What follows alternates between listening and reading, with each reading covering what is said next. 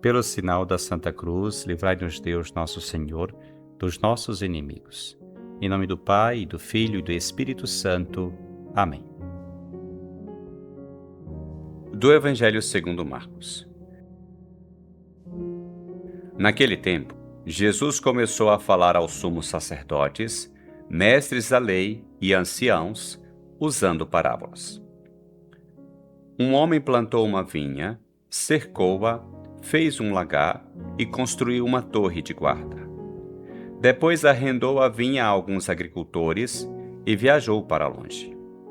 Na época da colheita, ele mandou um empregado aos agricultores para receber a sua parte dos frutos da vinha. Mas os agricultores pegaram no empregado, bateram nele e o mandaram de volta sem nada. Então o dono da vinha mandou de novo mais um empregado. Os agricultores bateram na cabeça dele e o insultaram. Então o dono mandou ainda mais outro e eles o mataram. Trataram da mesma maneira muitos outros, batendo em uns e matando outros. Restava-lhe ainda alguém, seu filho querido. Por último, ele mandou o filho até aos agricultores, pensando: eles respeitarão meu filho.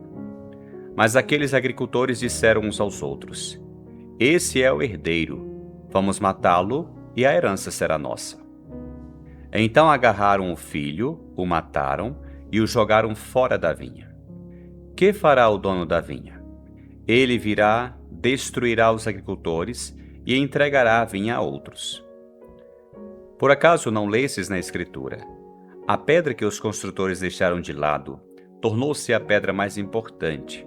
Isso foi feito pelo Senhor e é admirável aos nossos olhos? Então os chefes dos judeus procuraram prender Jesus, pois compreenderam que havia contado a parábola para eles. Porém, ficaram com medo da multidão e, por isso, deixaram Jesus e foram-se embora.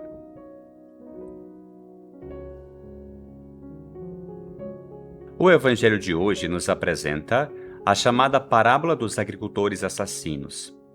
Esses agricultores, movidos pela ganância e malícia, matam o filho do dono da vinha, o herdeiro, uma imagem ou figura de Cristo Jesus. A propósito desse texto do Evangelho de Marcos, gostaria de compartilhar contigo 3 reflexões. Primeiramente, a parábola é bastante clara. É fácil ver quem é quem. O dono é Deus, a vinha é Israel, os lavradores são os líderes do povo judeu e os servos enviados são os profetas. Finalmente, o filho assassinado é, obviamente, Cristo Jesus. Em decorrência dessa maldade e ganância, a vinha é tomada do povo de Israel e dada, como diz o texto, a outro povo para produzir seus frutos, isto é, aos gentios ou pagãos, o que significa a abertura do reino de Deus a todos os povos, a todas as nações. Em suma, a parábola é um resumo completo da história da salvação. A partir da história do que Deus fez com a humanidade, desde a aliança de Deus com Israel, com o envio de profetas, até o nascimento da Igreja como o novo povo de Deus, com Cristo em seu fundamento e raiz. Ele é a videira e nós somos os ramos. Pensemos por um momento que essa história de salvação se repete em nossa vida. Deus também nos deu uma vinha, uma vida, e enviou profetas, testemunhas de sua presença. Por isso, pense por um momento em quem são essas testemunhas que Deus colocou perto de ti. Em segundo lugar, dissemos que a vinha, na parábola, é Israel. A imagem da vinha tem um forte fundamento bíblico. No Antigo Testamento, a vinha de Deus é claramente Israel, e o profeta Isaías explica isso em seu 5º capítulo. Isaías fala do amor terno e livre de Deus por seu povo, que, no entanto, responde com uma colheita ruim, uma colheita de frutos ruins. Talvez isso seja muito semelhante à nossa própria atitude, à nossa própria vida. Perguntas-te: também já sentiste isso, o amor livre de Deus? E que fruto estás dando a Deus com a tua vinha, com a tua vida? Em terceiro lugar, o texto de hoje cita o Salmo 118.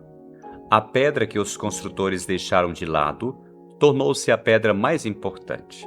Aquele filho da parábola, que, segundo o texto, foi preso, tirado da vinha, referindo-se à morte de Jesus no Gólgota, fora da cidade de Jerusalém, e morto, algo que se cumpriu na crucifixão de Jesus, tornou-se, no entanto, a pedra mais importante, a angular, graças à qual todo o edifício, a igreja, o novo povo de Deus, se mantém de pé.